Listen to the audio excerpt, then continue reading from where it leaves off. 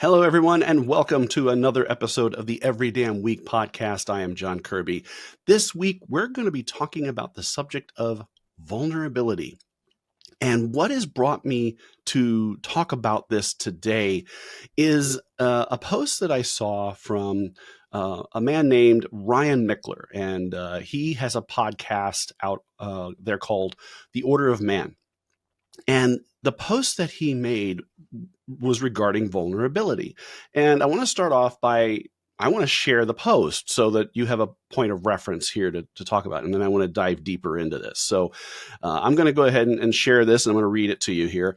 So he starts off with his picture where he says, "No woman wants a vulnerable man. They'll tell you they do, and they're very convincing, but they'll resent you the moment you show any sign of weakness, obviously. Be humble, be honest, but do not be vulnerable with the women in your life."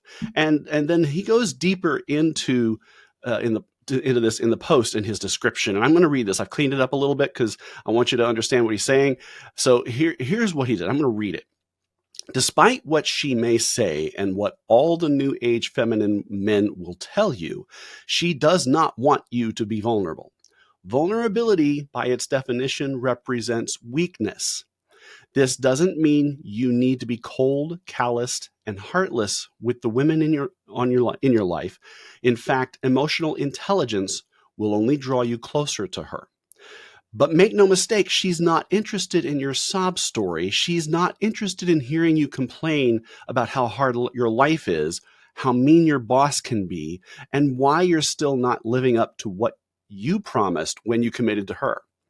There is a way you can be real as a man in a way that attracts her instead of repels her. It's honesty and humility. It's the ability to recognize your shortcomings with a very important factor most modern Instagram life coaches won't tell you.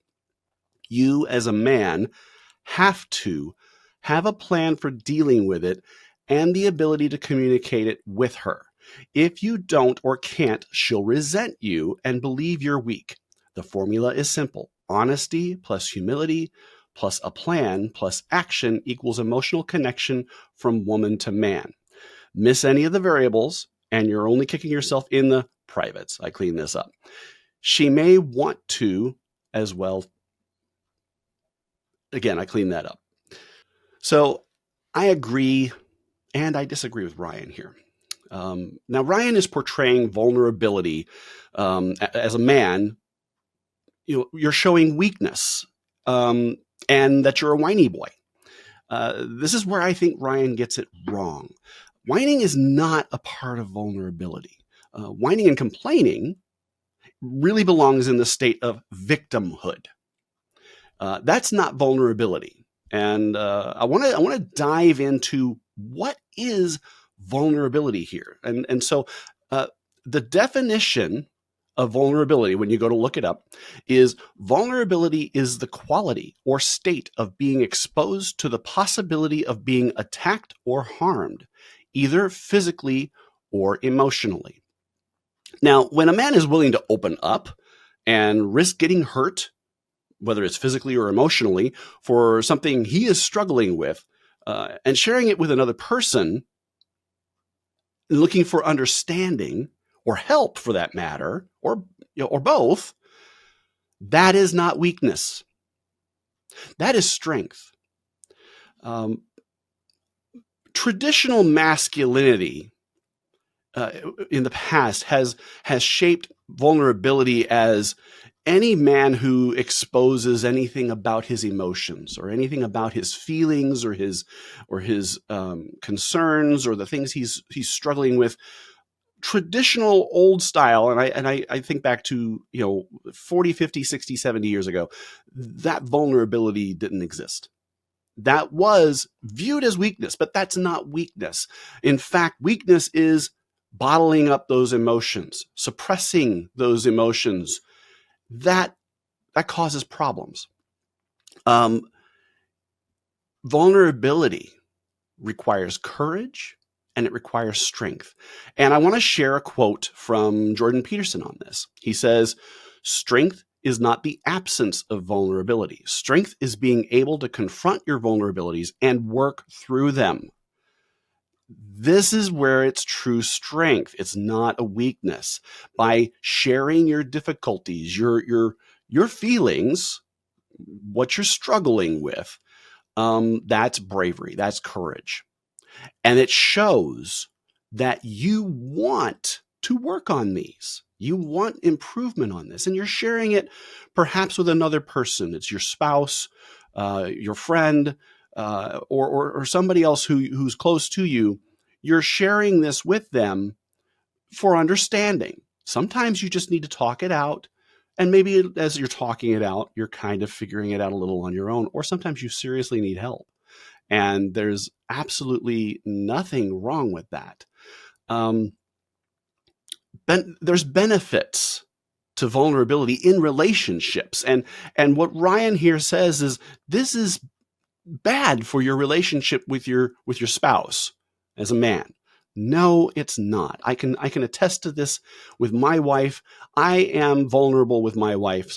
Sometimes, I drift from vulnerability to victimhood, and I'll talk about that in a minute. But vulnerability with my wife, I'm sharing what I'm struggling with, sometimes just to get it off my chest and to help her, have somebody help me understand, and I talk it out. Or sometimes I'm looking for help, and my spouse, my wife, is my helpmeet. She is there to help balance me out. She's a part of me. So that's an important part of the relationship. It deepens trust and intimacy in a relationship. If I'm afraid of something, or I'm struggling with something, and I share that with my wife, it's going to build a stronger bond between us, because we're going to work through that together. We're going to find ways to help me battle through those struggles, and then I'm going to do better. And what spouse doesn't want their husband to do better? This is the thing I really disagree with Ryan on, is any spouse who finds that their husband is, sharing something about themselves. I know my wife appreciates it. She really appreciates me being open. It helps her feel connected to me. This is where the trust and intimacy comes into play.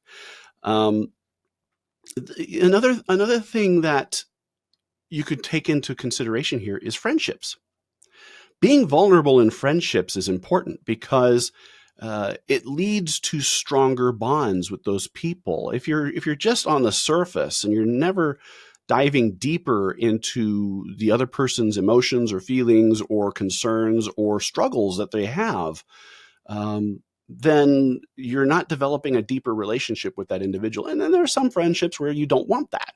But for the ones that you do, you want the vulnerability to be there, because that's how you build trust. That is how you connect. For me, I went to my friend when I was struggling with depression, when I was struggling with suicide. I didn't feel comfortable going to my wife about it at the time. I felt better going to my friend about it, simply because I know that individual had a better understanding of this from his experiences and was able to give me some guidance and help, which is what I needed. If I had not been vulnerable, I would be dead. Period. I would be dead.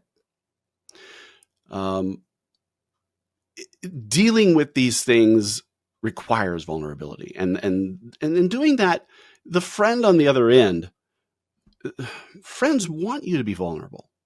Friends want you to share more about yourself, guys. Your close friends, because that's how they learn how you tick, how you think, the true nature of your soul. And this is not a bad thing, because this is how we learn about each other. This is how we grow. This is how we develop trust. Vulnerability is key to this. And there's something I ran across. There was a quote from Dwayne Johnson that I thought was interesting, and I wanted to share that with you here. He's shared, the men I idolized built their bodies and became somebody like Sylvester Stallone and Arnold Schwarzenegger. And I thought, that can be me. So I started working out. The funny thing is, I got to the point where I looked at myself in the mirror and thought, I have a very good body. Why am I still feeling this way? It took me a long time to realize that what was missing from my life was vulnerability. Now, what are some practical steps in being vulnerable? First of all, it's being honest and being humble about yourself. I find that, I mean, if you truly come from a place of honesty and humility, you're going to be able to, that weakness is going to come across as strength. If you're not fully open and honest about what your vulnerability is or what you're struggling with, you're going to struggle, and that person's they're not going to see that as vulnerability. They'll pick up on it. They'll really see it. Basically, you want to start small. If you have not done this on a regular basis with somebody, you want to start small and then gradually open up as you feel more comfortable. But you also want to practice. You want to practice this with the person too. You want them to be vulnerable with you. So you want to create a space. When I use the term safe space, I'm not talking about coloring books and puppies and such. What I'm talking about is a space where you just listen. You shut your mouth, you open your ears, and you listen.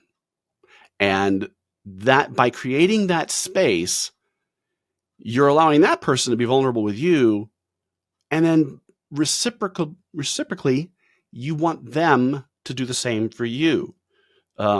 Sometimes when I am vulnerable with people, I'm not looking for a fix. I'm not looking to have my problem solved. I'm just looking for somebody to hear me and to listen. And sometimes that's all I need. It helps me to know that I'm a human being and I'm allowed to have my feelings, so it's okay. Now, this is where something Ryan was talking about, where if you're going to have vulnerability, you should have a plan of action. Now, the thing about this is sometimes if you're struggling with an issue, you may not have a plan of action. And that's why you're coming to the person to talk in the first place. This is where I really disagree with Ryan. That's the point of vulnerability. The point is to come at it with a perspective. If you don't have the answer on how to get there, say that. Say, I don't know. I have no idea how to fix this. I have no idea how to get from point A to point B. You can share any steps that you have that you think might work. Funny thing is, this falls into coaching a little bit, where you're looking for a coach to help guide you and make you think about the plan. And sometimes that's what you need, is being vulnerable with a coach can help you do that. But acknowledge your shortcomings. Acknowledge that you're struggling with this and that you need help if you really are looking for that. And sometimes you may not realize you're looking for it. Sometimes I go in and I'm having a conversation with someone and that person offers some advice, and I wasn't really looking for the advice, but it turned out to be pretty good. So you never know what you're going to get. You want to sometimes find ways to help you track this. Journaling is a great way to help you track your vulnerabilities and how you're going to, how you grow in this. And again, I've mentioned how journaling is so powerful for me. And I look back on my previous journal entries and see how much I've grown. Being vulnerable to yourself in a journal is fantastic. Being honest and open with yourself, man, that's powerful. That is so powerful. You need to develop support systems, trusted people like your spouse, your friends, a support group, where you can share the experiences and get the feedback you need from being vulnerable. Simon Sinek had a great quote on this. He said, "It takes courage to say, I don't know. I need help. or I made a mistake. These are not signs of weakness, but of strength and self-awareness. Again, I've had many examples in my life of vulnerability, and I struggled with vulnerability before I started Every Damn Day. And then a lot of it was because I was bottling up a lot. I just felt like I was broken. I felt like I was uh, not worthy of help. I felt very ashamed of where I was in my life, and I was lost. And when I finally opened up to my friend about it and shared a lot of what was going on, he's the one who gave me the advice I was looking for. And it was that advice that got me started on my path to where I am today. Without that vulnerability, I would not be the man I am today. And that vulnerability, it was just a little bit. It was just a little bit of vulnerability, and then it grew. And it grew. And granted, sometimes I've been a little too vulnerable, but I've balanced it. And I've understood now how important vulnerability is to express my fears, my frustrations. I will catch myself, and this is I wanted to circle back to this a little bit, where I will find myself going to my wife and I'm struggling with an issue from work. I get to work from home, which is fantastic. But every now and then I get frustrated with an issue at work. And my wife happens to be in the kitchen, and it's a perfect time to go talk to her. And so I'll go in there and I will have a seat, and I will start into a rant. And the problem sometimes, and my wife is really good about this. She's a good listener. She's a very good listener. And she will listen, and sometimes to a fault, where she'll let me just keep venting. But sometimes this goes on, and I'll do this several days in a row. And eventually my wife will say, well, what do you want? What do you want to do about it? What do you want from me? Great question. And it gets me thinking about it. And then sometimes she'll say, you're just venting about this. What are you going to do about it? She'll remind me of this. Recently, she's pointed out that I get really frustrated with certain things at work, and I'm not taking action. So I was becoming Whiney Boy, as I like to call it. There are other terms, that start with a B, but I'm not going there in this. It's a family channel. I became a Whiney Boy. And this is where I do agree with Ryan. No woman likes a whiny boy. And when I realize I'm becoming a whiny boy, I go, that is embarrassing. That is not vulnerability. That is not courage. That is not showing strength. That is showing weakness. Because no woman wants to see that. That is not having a plan of action. And that is not coming for a plan of action. I mean, okay, you come and you vent one time. That's vulnerability. That's okay. But if you do it over and over and over again, and sometimes I get caught up in this trap myself, and you do it over and over again, no woman likes that. No friend likes that either. Eventually it gets old. And they're like, what are you going to do about it? And quite frankly, that's what a friend or a spouse should do. Poke you. And yeah, it may hurt a little bit to hear that, but they're right. What are you going to do about it? What's your plan of action? What are you going to do to succeed and get out of this hole that you're in? And that's what vulnerability is all about. So I want to conclude here by saying, Ryan's a great guy. I love his podcast. He has some great tips sometimes. This is just one area where I disagree with him on. And it really, I think in the end, for what Ryan is saying it really comes down to semantics to a degree. I think he's got the right idea. He just used the wrong vocabulary. Vulnerability is a great trait to have, and women love it. When you are vulnerable, when you're whiny boy, not so much. Women want you to be brave and courageous. Vulnerability brings that. Whiny boy doesn't. So don't become whiny boy. And I kind of think of Whiney Boy in a cape and a costume about an outfit. Not exactly a good cosplay solution or option. Whiney Boy is not a superhero, not a superhero at all. Vulnerability is. That is the quality of a great man. When you are vulnerable to the people you love, when you are sharing. It's like I said in my last podcast. I share with the people that I love them. That's vulnerability, because I'm taking a risk. I'm putting my feelings out there for people. And you know what? Someone may not say it back. And you know what? In the end, that's okay. They don't have to. Because for me, I wanted them to know. Would it be nice to hear it? Sure. But the fact of the matter is, what's important is I'm being vulnerable because that's what I'm feeling, and I'm being courageous and sharing my feelings. And I'm vulnerable with my family and telling them I love them. And they love me back, and they tell me that. And that's always a great feeling, to hear those words back. Because, yeah, actions do matter more than words. But in the case of when you tell someone you love them, the words have an amazing amount of weight.